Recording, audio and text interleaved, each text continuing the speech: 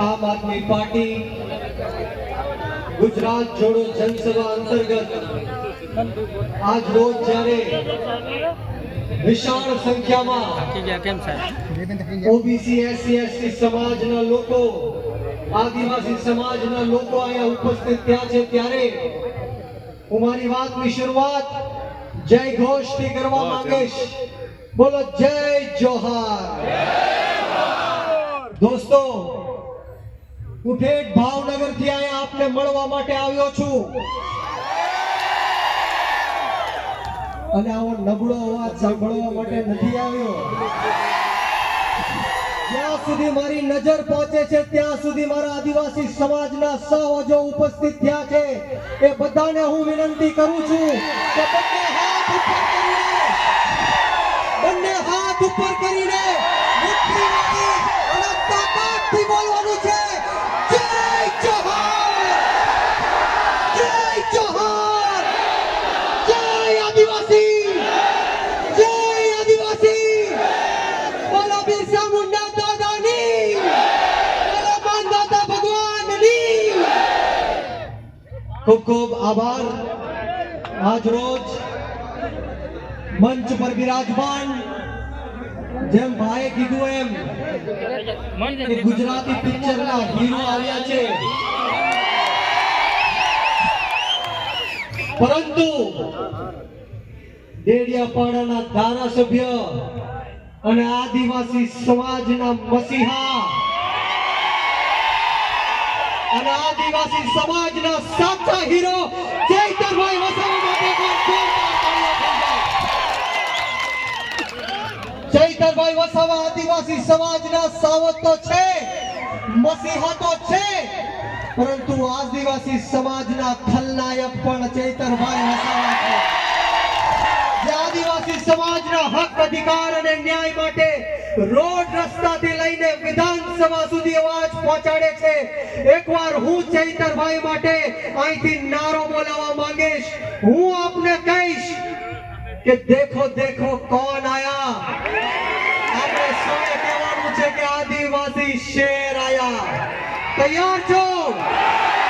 બંને હાથ ઉપર કરી તાકાતથી મુઠ્ઠી વાળીને બોલવાનું છે. બોલો દેખો દેખો કોણ આયા. દેખો દેખો કોણ આયા. ચૈતરભાઈ तुम आगे बढ़ो, चैतरभाई संघर्ष करो. खूब खूब आभार.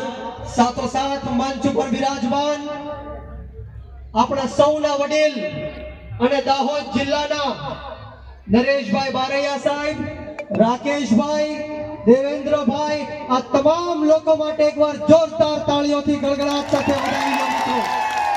અને સાથોસાથ આ સભાનું આયોજન કરવા માટે જે કાર્યકર્તાઓએ નેતાઓએ ભારે જહેમત ઉઠાવી છે, દિવસ રાત એક કર્યા છે, એમની માટે પણ એકવાર જોરદાર તાળીઓ થઈ જાય મિત્રો.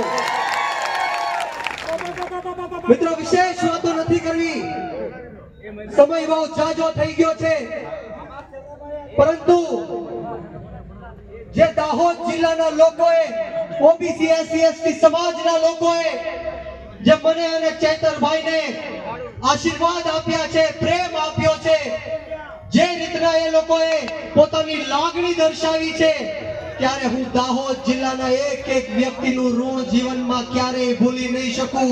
આ તમામ લોકોનો ખૂબ ખૂબ આભાર વ્યક્ત કરું છું. અને સાથોસાથ આ જનસભા ન થવા દેવા માટે અનેક પ્રયત્નો ભ્રષ્ટાચારી ભારતીય જનતા પાર્ટીના લોકોએ કર્યા છે. અનેક પ્રયત્નો કર્યા કે આદિવાસી સમાજના લોકો આ જનસભામાં ઉપસ્થિત ન થઈ શકે, આ જનસભા ન થઈ શકે, ત્યારે આ જાહેર મંચ ઉપરથી આ ભ્રષ્ટાચારી ભારતીય જનતા પાર્ટીને હું કહેવા માંગીશ કે તમે ગમે એટલો ન્યાય કરો, ગમે એટલો અત્યાચાર કરો, ગમે એટલી તકલીફો આપો, પરંતુ આમ આદમી પાર્ટી આંદોલનની કોખમાંથી જન્મેલી પાર્ટી છે. આદિવાસી સમાજના લોકો ગરમ તપતી ભઠ્ઠીમાંથી નીકળેલા લોકો છે. અમે તમારી તાનાશાહીથી ડરવાના નથી, તમારી ગુલામીથી ઝૂકવાના નથી. અરે અમે અંગ્રેજો સામે નથી ઝૂક્યા તો આ કાળા અંગ્રેજો સામે શું ઝૂકવાના છીએ? આપણે સૌએ સાથે મળીને આમ આદમી પાર્ટીમાં જોડાઈને આ ભ્રષ્ટાચારી ભારતીય જનતા પાર્ટીના નેતાઓને એની માનું છઠ્ઠીનું ધાવણિયા દેવડાવી દેવાનું છે. જવાબ દેવાનો છે, ઈંટનો જવાબ પથ્થરથી દેવાનો છે. ઘણા બધા અહીંના ભાજપના મંત્રીઓ અને ધારાસભ્યો એવા પ્રયત્ન કરતા હતા કે બ્રિજરાજભાઈ આ સભામાં ન આવે, બ્રિજરાજભાઈ દાહોદ જિલ્લામાં ન આવે, ચૈતરભાઈ આ સભામાં ન આવે, દાહોદ જિલ્લામાં ન આવે. પરંતુ હું એ મંત્રીઓને ધારાસભ્યોને કહેવા માંગીશ कि क्या सोचे थे नहीं लौटेंगे, क्या सोचे थे नहीं लौटेंगे, और गले जब तक तोड़ेंगे नहीं तब तक छोड़ेंगे नहीं. आदिवासी समाज ने હું કહેવા આવ્યો છું કે એક થઈ જાઓ, સંગઠિત થઈ જાઓ. ચૈતર વસાવા તમારી પડખે ઊભો છે, કોઈને પણ અન્યાય અને અત્યાચાર થશે આમ આદમી પાર્ટી તમારી પડખે ઊભી છે. અને આદિવાસી સમાજના મોટા ભાગના લોકો ખેતી સાથે સંકળાયેલા છે. ત્યારે હું આ ખેત મજૂરોને કહેવા માંગીશ, ખેડૂતોને કહેવા માંગીશ કે આપણી સમસ્યાઓ શું છે, શા માટે ખેડૂતો વિરોધ કરી રહ્યા છે, શા માટે ખેડૂતોને આક્રોશ છે, શા માટે બ્રિજરાજભાઈ બોલી રહ્યા છે, શા માટે ચૈતરભાઈ બોલી રહ્યા છે, શા માટે નરેશભાઈ રાકેશભાઈ બોલી રહ્યા છે. આપણે સૌ ભેગા શું કામ થયા છીએ? આપણે સૌએ શેની લડત લડવાની જરૂર છે? જ્યારે જ્યારે ગુજરાતના ગરીબ ખેડૂત પોતાનો પાક વેચવા માટે જાય છે ત્યારે પૂરતો પાકનો ભાવ એને નથી મળતો. સિંચાઈના પાણી માટે આપણો ગુજરાતનો ખેડૂત લાચાર બનીને મજબૂર બનીને ભીખ માંગવી પડે છે. ત્યારે હું આ સરકારને કહેવા માંગીશ કે જો આવનારા દિવસોમાં સમગ્ર ગુજરાતના ખેડૂતોનું દેવું માફ નહીં થાય, ખેતરે ખેતરે સિંચાઈનું પાણી નહીં પહોંચે, એમએસપી કાયદો બનાવવામાં નહીં આવે, કૃષિ પંચ અને લાંબા ગાળાની કૃષિ નીતિઓ બનાવવામાં નહીં આવે અને 85 જણાને જે જેલની અંદર નાખવામાં આવ્યા છે અને છોડવામાં નહીં આવે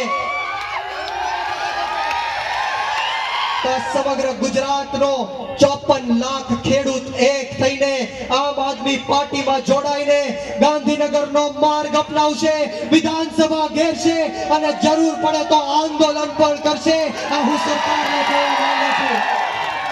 આપણા ભારત દેશનો ઇતિહાસ એવું કહે છે કે જ્યારે જ્યારે ખેડૂતે, ઓબીસી સમાજે, એસસી સમાજે, આદિવાસીઓએ પોતાનો અવાજ બુલંદ કર્યો છે, પોતાનો અવાજ સરકાર સુધી પહોંચાડ્યો છે, ત્યારે ઇતિહાસ રચાણો છે. ત્યારે ત્યારે હું કહેવા માંગીશ કે જ્યારે આ ગરીબ ખેડૂત કે આદિવાસી સમાજના લોકો મરણિયા બનીને જ્યારે પોતાના હક અધિકાર અને ન્યાય માટેની લડાઈ લડવા માટે જાય છે ત્યારે સામે કોઈ પણ સત્તા હોય એ સત્તા ઉથલાવવાની તાકાત આદિવાસી સમાજના હાથમાં છે. એટલા માટે આ ભાજપને કહેવા માંગીશ કે અમારા ગરીબ ખેડૂતો સાથે, આદિવાસી સમાજના લોકો સાથે આ લોકોને છંછેડવાનું બંધ કરો, આ લોકોને છંછેડવાનું બંધ કરો. કારણ કે આ દેશનો ઇતિહાસ એવું કહે છે કે દેશની અંદર જ્યારે જ્યારે પણ ક્રાંતિ થઈ છે ત્યારે ગરીબ ખેડૂતોએ ક્રાંતિ કરી છે, આદિવાસી સમાજના લોકોએ ક્રાંતિ કરી છે, યુવાનોએ ક્રાંતિ કરી છે, ઉગાડા પગે ફરવા વાળા લોકોએ ક્રાંતિ કરી છે, ફાટેલા તૂટેલા કપડા પહેરવા વાળા લોકોએ ક્રાંતિ કરી છે, મજૂરોના લોકોએ ક્રાંતિ કરી છે. આપણા ભારત દેશની લડાઈમાં, આઝાદીની લડાઈમાં કોઈ ઉદ્યોગપતિનો દીકરો નહોતો આવ્યો, કોઈ પૈસા વાળાનો દીકરો નહોતો આવ્યો. જ્યારે જ્યારે પણ આ ભારત દેશને જરૂર પડી છે, જ્યારે આ દેશ માટે જો કોઈ હસતા હસતા ફાંસીના માચડા ઉપર ચડ્યો હોય તો એ આપણા ગરીબ ખેડૂતોના દીકરા હતા. જ્યારે જ્યારે પણ આ દેશની બોર્ડર ઉપર આ નમાલી પાકિસ્તાન સામે બાથ ભીડીને શહીદ થવા વાળા આપણા ખેડૂતોના દીકરા છે. આ ભ્રષ્ટાચારી ભારતીય જનતા પાર્ટીના લોકો 3 ટાઈમ શાંતિથી પેટ ભરીને જો જમી શકતા હોય તો એ આપણા ગરીબ ખેડૂતોની દેન છે મિત્રો. પરંતુ દુઃખ સાથે કહેવું પડે છે કે દિવસે ને દિવસે આપણો ગરીબ ખેડૂત દેવાદાર બનતો જાય છે. અનેક ખેડૂતો આત્મહત્યા કરી રહ્યા છે. આ ભારત દેશની અંદર દરેક કલાકે એક ખેડૂત આત્મહત્યા કરી રહ્યો છે. 2014માં આ ભ્રષ્ટાચારી ભારતીય જનતા પાર્ટીની સરકારે કીધું હતું આપણા ભારત દેશના ઇતિહાસમાં સૌથી ખોટામાં ખોટા અને ભ્રષ્ટ 2022 સુધી આ ખેડૂતોની આવક અમે બમણી કરશું, પરંતુ આ વાતને 10 વર્ષ થઈ ગયા. આવક તો બમણી ન થઈ, પરંતુ દેવાઓ બમણા થઈ ગયા. 2014માં ખેડૂતોનું દેવું 55,000 કરોડ રૂપિયા હતું, પરંતુ તો એ જ દેવું 1,51,000 કરોડ ને પણ પાર થઈ ગયું છે. દોસ્તો, આપણે સૌએ જાગૃત થવાની જરૂર છે, એક થવાની જરૂર છે, સંગઠિત થવાની જરૂર છે અને ભ્રષ્ટ ભાજપની સામે લડાઈ લડવાની જરૂર છે. બોટાદની અંદર તમે સૌએ જોયું હશે કે જે રીતના નિર્દોષ ખેડૂતો ઉપર લાઠીચાર્જ કરવામાં આવ્યો, ટીયર ગેસના સેલો છોડવામાં આવ્યા, હાથ પગ ભાંગીને લોહી લુહાણ કરી દેવામાં આવ્યા, માતાઓ બહેનોને ઘરમાં ઘૂસીને દરવાજા તોડીને ખેડૂતોની માતાઓને મારવામાં આવ્યો. ત્યારે આ સરકારને હું કહેવા માંગીશ કે તમારામાં સહેજ પણ શરમ હોય તો ડૂબી મરો. ભગવાન પાસે મોઢું લઈને શું જાશો? કદાચ ભગવાન પણ તમને ક્યારેય માફ નહીં કરે. તમે માતાઓ બહેનોને માર્યો છે. અરે તમારામાં હિંમત હોય, તમારામાં તાકાત હોય તો આ ખેડૂતના દીકરાનો અવાજ બંધ કરીને દેખાડો. તમારામાં હિંમત અને તાકાત હોય, તમારી પોલીસમાં તાકાત હોય તો બ્રિજરાજ સોલંકીના વાહમાં ડંડો મારીને બતાવો. તમારામાં તાકાત હોય તો ફરીવાર ચૈતર વસાવાને જેલમાં મોકલીને બતાવો. અવાજ ગરીબ ખેડૂતનો અવાજ છે. આ અવાજ ગુજરાતના એક યુવાનનો અવાજ છે અને આ અવાજ ત્યાં સુધી બંધ નહીં થાય જ્યાં સુધી ગરીબ ખેડૂતોનું દેવું માફ કરવામાં નહીં આવે.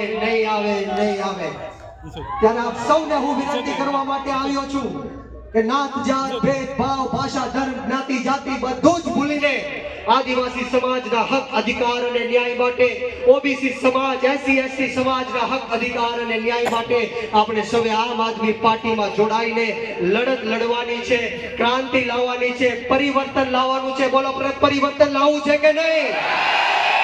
મિત્રો, અવાજ ન આવ્યો. પરિવર્તન લાવવું છે કે નહીં? તો હું અહીંથી નારો બોલીશ પરિવર્તન, તો તમારે બોલવાનું છે. મિત્રો, હું ઠેઠ ભાવનગર થી તમને મળવા આવ્યો છું. આવો નબળો અવાજ નહીં ચાલે. મેં કીધું કે અહીંયા આદિવાસી સમાજના સાવજો ઉપસ્થિત છે. ગર્જના કરવાની છે અને ગર્જના એવી કરવાની છે કે ગાંધીનગરમાં બેઠેલા ભ્રષ્ટ ભાજપના નેતાઓના કાનના પડદા ફાટી જવા જોઈએ. તમને હાથ ઉપર કરી મોટી વાળી તાકાતથી બોલવાનું છે. બોલો, પરિવર્તન, પરિવર્તન. आदिवासी मांगे, आदिवासी मांगे, आदिवासी मांगे, युवानो मांगे, दाहोद मांगे, गुजरात मांगे. जोरથી બોલો, તાકાતથી બોલો. આપ સૌનો ખૂબ ખૂબ આભાર. અમોને જે બોલાવીને માન સન્માન આપ્યું, બે શબ્દ બોલવાની તક આપી તે બદલ તમામ આયોજક મિત્રોનો આ તકે હું ખૂબ ખૂબ આભાર વ્યક્ત કરું છું. ને આવો સાથ સહકાર અને પ્રેમ હર હંમેશ મળતો રહે એવી માતાજીના ચરણોમાં પ્રાર્થના સાથે આપ સૌને બ્રિજરાજ સોલંકીના જય જોહાર, જય આદિવાસી. બોલો, જય જોહાર.